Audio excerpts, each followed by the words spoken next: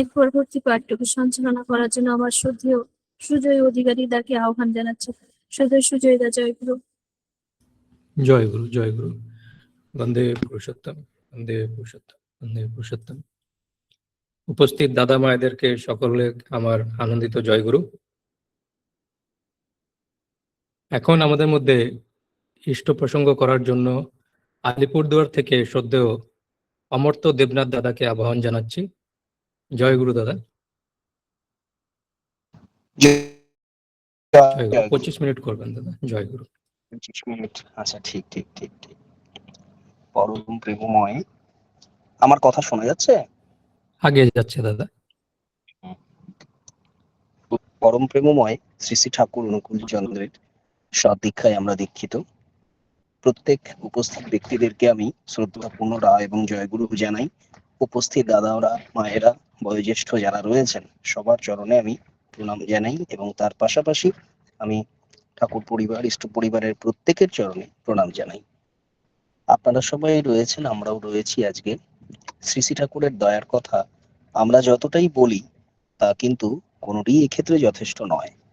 আমরা জীবনের প্রত্যেকটি অধ্যায়ে আমরা যখন চলাফেরা করি তার দয়া আমাদের কাছে অনুভূত হয়। ঠাকুরের কথা বলতে গেলেই প্রথম বলতে হয়, আমি প্রথমে একটি ঘটনার মাধ্যমে বলার চেষ্টা করি।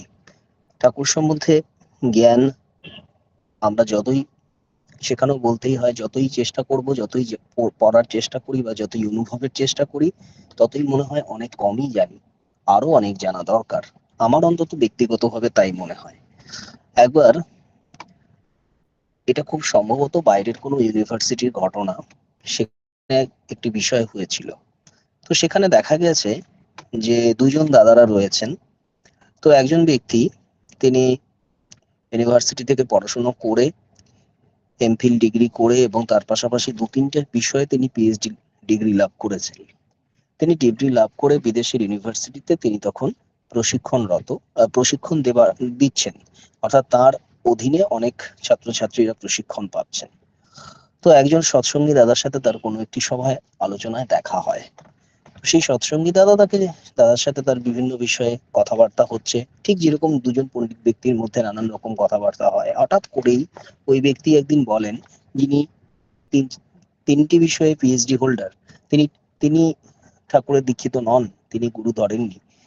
তিনি বলছেন যে যে আচ্ছা, একটা বিষয় বলি, যিনি সৎসঙ্গী দাদা রয়েছেন তিনিও একটি কলেজের অধ্যাপক। তাকে বলছেন যে আপনার যে কলেজ রয়েছে সেখানে তো আপনারা অনেক বইপত্র রেখেছেন, আপনার কলেজে তো প্রচুর লাইব্রেরি আছে, কলেজে এত শিক্ষক বা এত টিচার বা এত অধ্যাপকের কি দরকার আছে? ছাত্রছাত্রীদের লাইব্রেরি সেশনটা বাড়িয়ে দিন এবং লাইব্রেরি সেশনে তারা বেশি করে সময় কাটাক, তারা বেশি করে পড়াশোনা করে, পড়লেই তো জিনিস সম্বন্ধে জানা হয়ে যায়। কিন্তু সেই দাদাটি ভালো করে শুনলেন। শোনার পর যিনি পিএইচডির অধ্যাপক রয়েছেন তাকে বললেন যে আপনার কলেজ রয়েছে? বলে আজ্ঞে হ্যাঁ। বলে আপনার কলেজে সেখানে ছাত্ররা রয়েছে, ঠিক। আপনার কলেজে অনেক বইপত্র রয়েছে? বলে হ্যাঁ। তো তারপর বলছেন যে আপনি কি মনে করেন জীবনে গুরু ধরা দরকার? তখন বলছেন যে গুরু ধরার দরকার কি, কলেজে আসলো, পড়াশোনা করলো, তাহলেই না হয়ে যায়। তখন যিনি গুরু ভাই দাদা তিনি বললেন যে আপনার কলেজে ওখানে যা বইপত্র রয়েছে সারা পৃথিবীর খুব কম ইউনিভার্সিটিতেই তা রয়েছে। সেখানে অনেক শিক্ষক রয়েছেন? বলে হ্যাঁ, আমাদের বড় বড় ফ্যাকাল্টি রয়েছে, তারা এই ডিগ্রি পেয়েছে, তারা এই ক্লাস নেয়, এই পড়ায়। বলে তাহলে কলেজে তো বড় লাইব্রেরি রয়েছে, অনেক বই রয়েছে, তাহলে টিচারের দরকার কেন?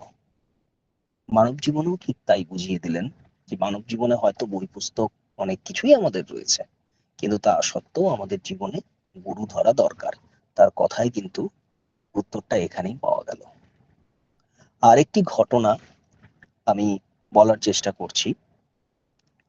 এটা সরাসরি ইষ্ট প্রসঙ্গের সাথে হয়তো যুক্ত নয়, কিন্তু আমার মনে হচ্ছে এর মধ্যেও একটা যৌক্তিকতা রয়েছে।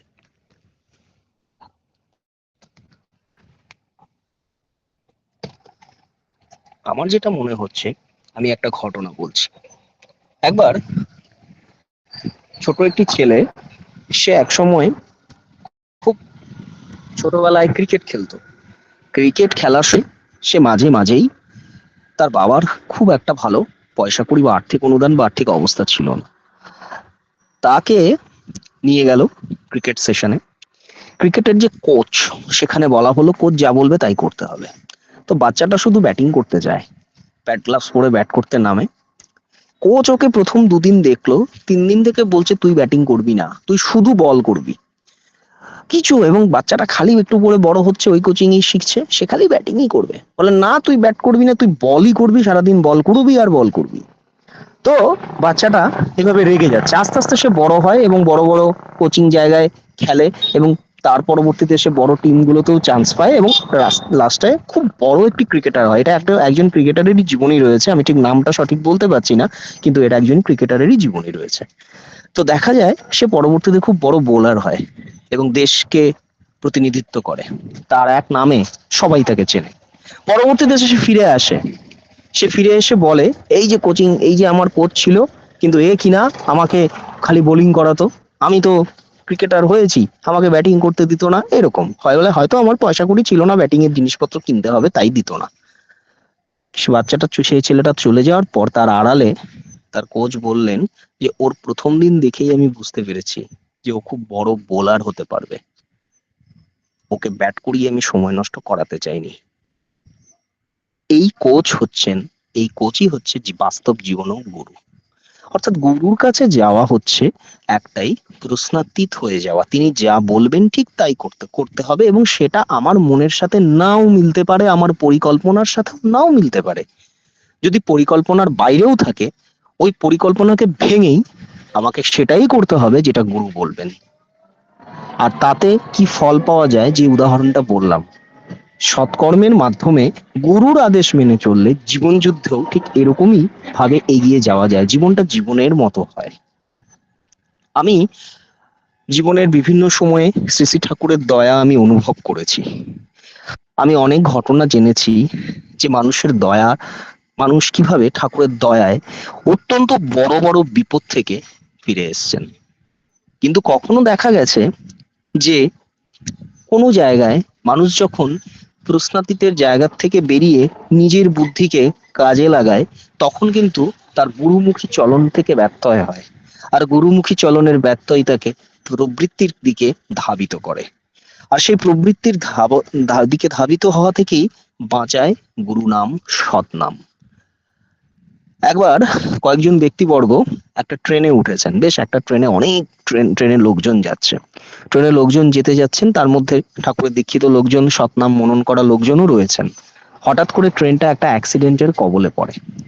অ্যাক্সিডেন্টের কবলে পড়তেই সে বহু লোক মারা যায়, এবং বেশ কিছু যারা যারা সৎনাম নেওয়া ব্যক্তি ছিলেন এবং যারা ইষ্টভৃতি করতেন, একজনেরও কোনো ক্ষতি হয়নি। এক ঘটনা, এরকম অনেক ঘটনা আছে, একটি ঘটনার কথা বললাম।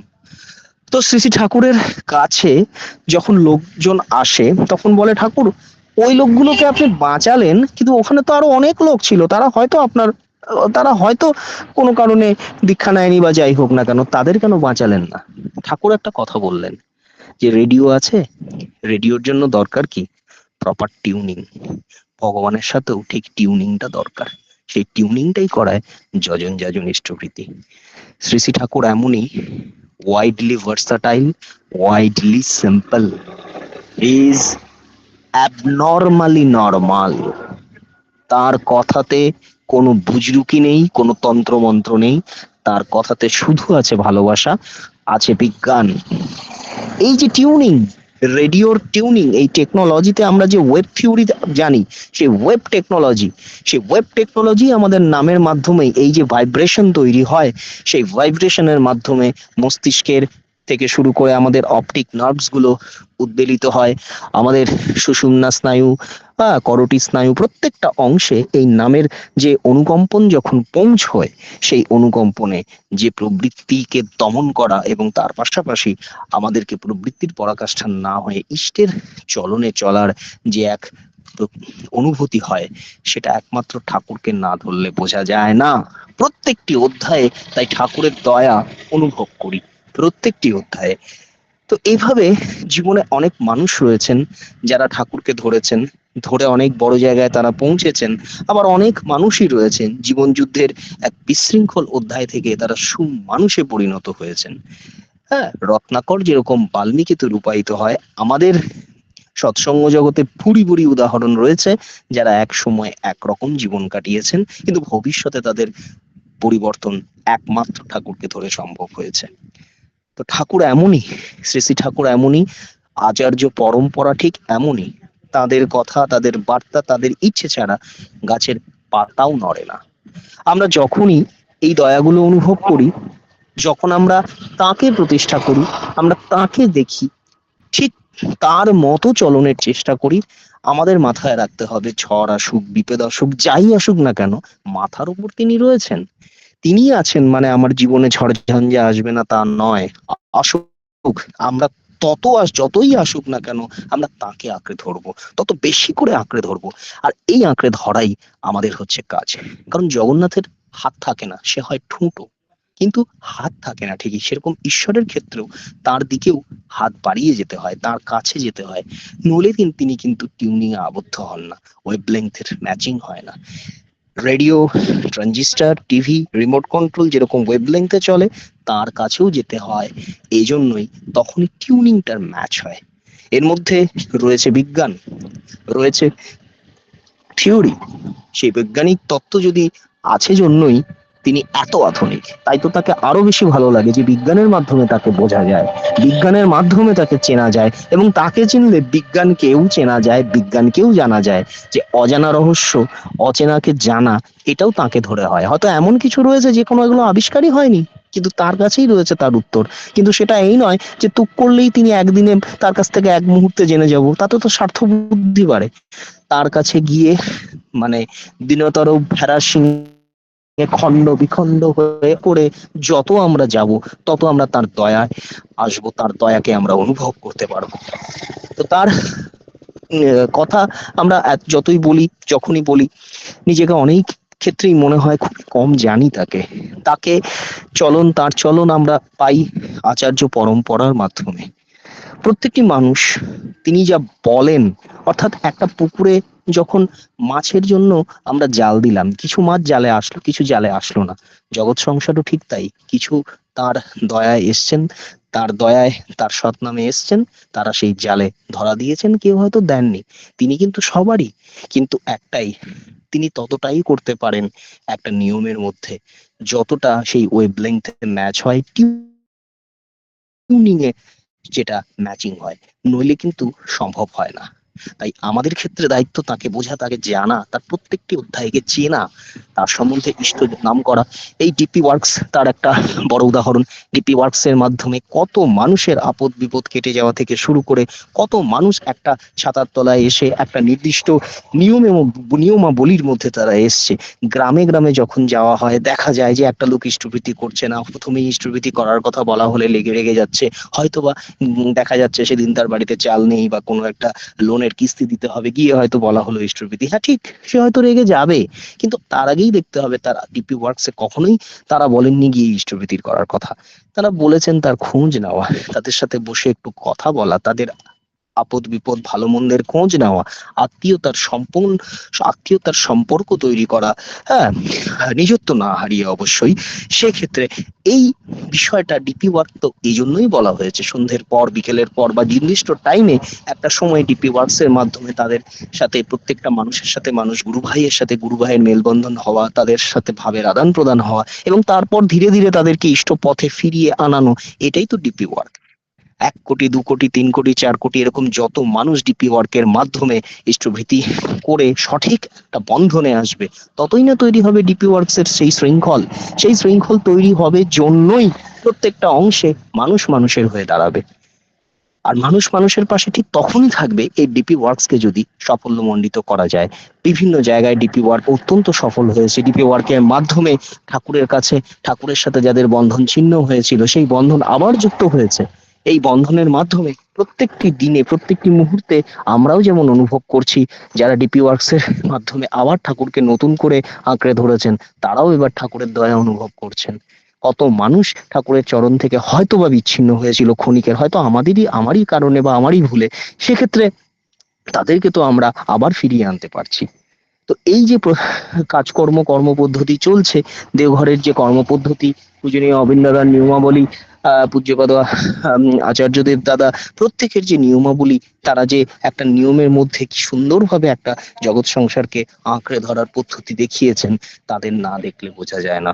অত্যন্ত সরল সোজা সাধারণ তারা জীবনযাপন করেন, অত্যন্ত বাস্তবিক তারা, তাদের মধ্যে কোনো বুজরুকি নেই, তাদেরও শরীরে যন্ত্রণা হয়, তাদেরও মনে যন্ত্রণা হয়, তাদেরও ব্যথা লাগে, লোকে তাদের নামে উল্টোপাল্টা অনেক কিছু বলে, কিন্তু তারা কখনোই সেই মুহূর্তেই কষাঘাতও করতে যান না, তারাও সবটাই ঠাকুরের ওপর ছেড়ে দেন। সেটাই তো আমরাও যদি এভাবে অন্তত করতে পারি, প্রত্যেকটা মানুষের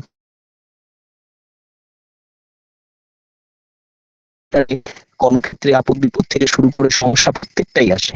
অনেকক্ষণ শোনা যায়নি? না দাদা, বেশিক্ষণ নয়, 2-3 সেকেন্ড আপনি বলেন দাদা। হ্যাঁ, এখন শোনা যাচ্ছে? আগে যাচ্ছে। এখন হ্যাঁ, 2-3 সেকেন্ড হবে।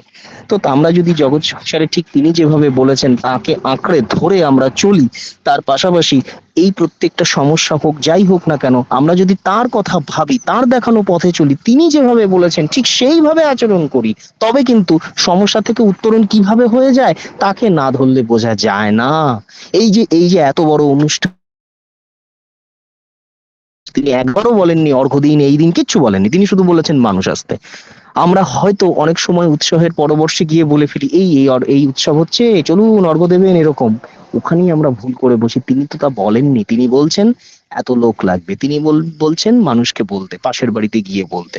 আমরা নিজেরাই না একটা অনুভব করি এরকম ভাবে, যে আমরা কি কখনো বলি আমরা পাশের কোনো ঘরকে গিয়ে যে আমাদের ঘরে আজকে ঠাকুরের অধিবেশন হয়েছে, সৎসঙ্গ হয়েছে, বা অমুক দিন সৎসঙ্গ আছে, আপনারা আসবেন? বা আমরা কি এরকম বলি যে কোনো জায়গায় মনের ভাব আদান প্রদান করি? এরকম করে কি আমরা করি? আমরা অনেক সময় এরকমও করি, কোনো একটা প্রসঙ্গে নিজের থেকে বাঁচানোর জন্যই ঠাকুরের দীক্ষিত বলতে যাব, এ না থাক, কি হবে, কোন বিতর্কে জড়াই, ছেড়ে দিই। আমরা অনেক সময় সেই বিতর্কের ভয়ে আমরা ঠাকুরের সাথে যে আমরা যুক্ত, সেটা বলতেও হয়তো আমরা কুণ্ঠা বোধ করি, কিন্তু তা নয়। পরম পূজ্যপাদ আচার্যদেব দাদা এই কুণ্ঠা থেকে বেরিয়ে আসতে বলেছেন। তিনি বলেছেন প্রত্যেক সময় তাকে মাথায় রেখে তাকে সর্বোচ্চ প্রায়োরিটি দিয়ে এগোতে, তবেই কিন্তু জীবন সঠিকভাবে এগিয়ে চলবে। আমি আজকের বক্তব্য আর দীর্ঘায়িত করব না, জানি অনেকটা সময় রয়েছে, কিন্তু আরো অনেকজন বক্তা রয়েছেন, গান, নাম কীর্তন সবই রয়েছে। আমি একটাই শেষে কথা বলবো, যে আমাকে এই প্ল্যাটফর্মে জায়গা দেওয়ার জন্য অনেক ধন্যবাদ, আমি কৃতার্থ। আমার তেমন কোনো নেই যে আমি খুব বেশি ভালো বক্তব্য রাখতে পারি, তবে যতটুকু রাখি তাকে ভালোবাসার মাধ্যমে চেষ্টা করি। আমি জানি না তাকে কতটা ভালোবাসতে পেরেছি, তবে তার সেইটুকু চেষ্টার মাধ্যমেই একটু বলার হয়তো ইচ্ছে প্রকাশ করলাম। ভালো লাগলো। জয় গুরু, তার চরণে শত কোটি প্রণাম জানাই। সকলে ভালো থাকুন, তার ইচ্ছা পূরণ করুন, এটাই কামনা। জয় গুরু। জয় গুরু দাদা। আপনার কাছে এখনো সময় আছে, আপনি ছেলে আর 13 সালে আহ যখন WBCS, আমি পেশায় একজন WBCS officer, West Bengal civil service.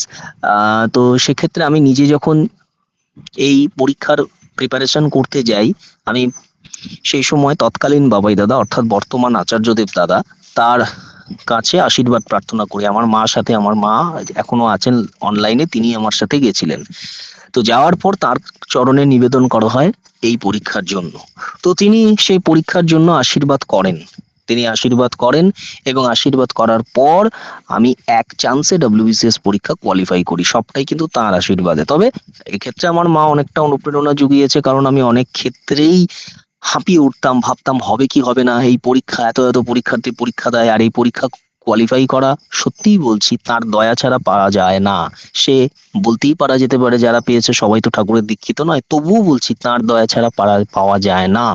তো মা একটা কথাই বলতেন যে তার আশীর্বাদ আছে, তার হাত উঠেছে, বাবাই দাদা অর্থাৎ আচার্যদেব, বর্তমান আচার্যদেব দাদা এবং তদানীন্তন বাবাই দাদার হাত উঠেছে, মানে এটা হয়ে আছে, পরীক্ষাটা একটা উপলক্ষ মাত্র সেক্ষেত্রে। তার জন্য সঠিক বারবার বলতেন যে না, শুধু প্রিপারেশন করতে, বারবার খেটে যেতে, কারণ তার হাত উঠেছেন। ভগবানের হাত ওঠা এটা এমনই জিনিস, সেটা বিশাল, বা ভগবানের ঘাড় কাত করাও এটাই বিশাল। তার বাণী তো অব্যর্থ, তার ঘাড় কাত করা, তার চাহনি, তার হাত ওঠা এটাও কিন্তু অব্যর্থ। আমারও জীবনে ঠিক তাই হয়েছে। আমি এক চান্সে ফার্স্ট অ্যাটেম্পটে 10th র্যাঙ্ক করি। তো এত বড় একটা ঘটনা হয়। আমি আরেকটি ঘটনা আমি বলছি, তার দয়ায় কি হয়। আমি 2013 সালে ঠিক WBCS পাস যখন করি, 2000 তার পরবর্তীতে পূজনীয় দেওঘরে আমার যাতায়াত থাকে, এবং পূজনীয় অবিন দাদার সান্নিধ্যে বেশ কয়েকবার আমার আসার সৌভাগ্য হয়। তিনি দয়া করে সেই ব্যবস্থা করেন। তো একবার আমাকে পূজনীয় অবিন দাদা আমাকে যোগাযোগ করান, এবং তার দয়াতে আমি, আমাদের একজন গুরুমা রয়েছেন, তিনি পেশায় একজন IAS অফিসার, ঈশিতা মা, তিনি ঈশিতা রয়, তার সাথে যোগাযোগ হয়। তার সাথে আমার নর্মাল কথাবার্তা হয়। হঠাৎ করে তার একটা ফোন আসে 2025 সালের 17ই মার্চ। তিনি আমায় বলেন যে সন্দীপ লোহার বলে একটি ছেলে রয়েছে, তার তাকে একটু ইন্টারভিউ এর কোচিং করাতে হবে। হঠাৎ করে তিনি ফোন করেন। কেন ফোন করেন? সম্পূর্ণটা পূজনীয় অবিন দাদার নির্দেশে। সাথে সাথে উনি ফোন করেন, এবং সন্দীপ লোহারও পূজনীয় অবিন দাদার কাছে যান যে তার এই পরীক্ষার জন্য একটা আশীর্বাদের জন্য। সেও WBCS পরীক্ষার্থী তখন। পূজনীয় অবিন দাদা সাথে সাথে তাকে আশীর্বাদ করেন, এবং সাথে সাথে ঈশিতা মা কিন্তু সাথে সাথে আমাকে আদেশ করেন যে তাকে ইন্টারভিউ কোচিং করাতে। তো আমি তাকে ইন্টারভিউ কোচিং করানো শুরু করি। পূজনীয় অবিন দাদা সেই সন্দীপকে একটা কথাই বলেছিলেন যে বয়স কত, তখন বলে 27+। প্রথমেই বলে যে এবার হবে না, তারপরে আবার বলে এবার যদি নাও হয় পরের বার হবেই। সেই 2022 সালের পরীক্ষা ওর এত ভালো হয়, ইন্টারভিউ এত ভালো হয়, এত খাটা হয়, আমরা রাত 3টে 4টে অবধিও মাঝে মাঝে অনলাইনে তাকে আমি প্রশিক্ষণ দেওয়ার ব্যবস্থা করতাম। সম্পূর্ণ মানে মানে শক্তিটা ঠাকুরই জুগিয়েছেন, বা অবিন দাদাই জুগিয়েছেন। তো ছেলেটি সেই বছর পায় না। প্রত্যেকটি লোক বলে যে না, ও পেয়ে যাবে পেয়ে যাবে, কিন্তু একটি মানুষ বলেছেন, একজন ব্যক্তি বলেছেন যে ও পাবে না। সেটা পূজনীয় অবিন দাদা বলেছেন। পরের বার পরীক্ষা হয়, সেবারও পরীক্ষায় রেজাল্ট ভালো হয়, এবং সেবারের পরীক্ষায় সে কোয়ালিফাই করে 38 র্যাঙ্ক। এই আগামী 31শে অগস্ট তার জয়েনিং রয়েছে। আমার আচার্যদেবের দয়ায়, আমার যেমন নিজের যোগদান হয় এই চাকরিতে, অবিন দাদার দয়ায় আরেকজন ব্যক্তি যে যোগদান করতে চলেছে, সেখানে আমি একটা পার্ট অ্যান্ড পার্সেল হিসেবে যুক্ত হয়ে যাই। আমি হয়তো ওর জন্য মাত্র 2 পা এগিয়েছি, কিন্তু অবিন দাদার দয়াটা যে এতটা কৌশলী, ওর সাথে আমার কোচবিহারে ওর বাড়ি, আমার আলিপুরদুয়ারের বাড়ি, এত কাছাকাছি বাড়ি হয়ে দেখা হয়নি, অথচ কখন পরিচয় হলো সেটা সম্পূর্ণ দেওঘরের মাধ্যমে, পূজনীয় অবিন দাদার দয়ার মাধ্যমে। তো তাকে ধরলে এরকমই হয়, জাস্ট ওনার সামনে সে গেছে, এবং ভবিষ্যৎটা বলে দেয় এই হতে চলেছে, যেটা বলেছে ঠিক সেটাই ঘটেছে। তো জীবনে দুটো বিষয়, ঠাকুরকে ধরে একবার যেমন WBCS পেয়েছি 2013-তে, আমার মনে হলো আমি যেন 23 সালে সন্দীপের রেজাল্টের মাধ্যমে আবারও যেন BCS পরীক্ষা কোয়ালিফাই করেছি। ঠিক আমার মনে হচ্ছিল আমি যেন আবার কোয়ালিফাই করেছি, এবং সেটা পূজনীয় অবিন দাদার দয়া। তো প্রত্যেকটি সাফল্যের পিছনেই যে তাঁদের দয়া বা তার দয়া থাকে, আমার নিজের জীবনে এরকম দুটো অভিজ্ঞতা হলো। এছাড়াও অনেক অভিজ্ঞতা রয়েছে, নিজের জীবনে অনেক রয়েছে। আমি আজকে আর বক্তব্য দীর্ঘায়িত করব না। আমি শ্রদ্ধাপূর্ণ রা এবং জয়গুরু সবাইকে জানাচ্ছি। জয়গুরু। জয় গুরু দাদা। জয়গুরু।